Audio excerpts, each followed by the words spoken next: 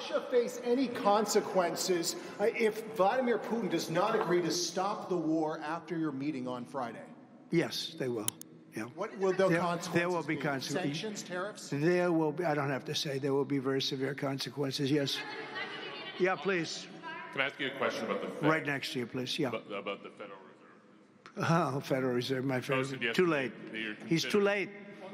You're considering suing Jay Powell. Can you update us on your thinking about that and tell us where you are in your search for a new chair? Well, he took a building that could have been painted and fixed, like we're going to fix this building for very little money. And that was in better shape. He took a building and what they did to that building, they built a basement under the building. It didn't have a basement.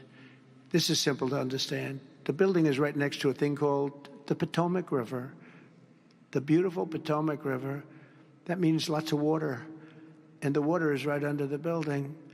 And they decided to build a basement under the building in the Potomac River.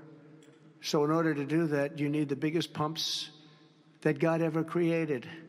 And they were pumping their hearts out, but as big as those pumps are, you can't pump it fast enough because it's the Potomac River. If the pump were bigger than this room, you couldn't pump it.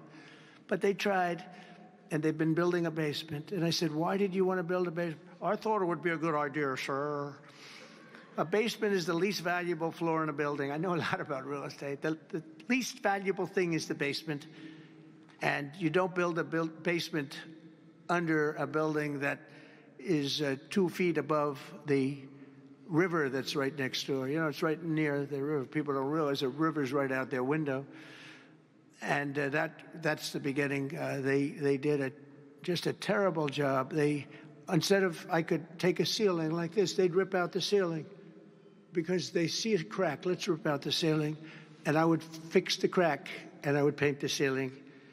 And under the ceiling, they put the most incredible protective material. They go out by 3/4 inch, brand new, gorgeous 3/4 inch plywood and sheetrock, hardened sheetrock.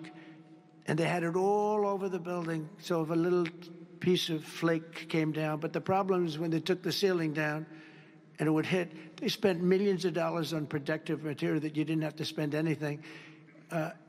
He could have done that job for $25 million, and they spent $3.1 billion. He said 2.7, but it's really 3.1. They just don't want to include one of the buildings in the deal.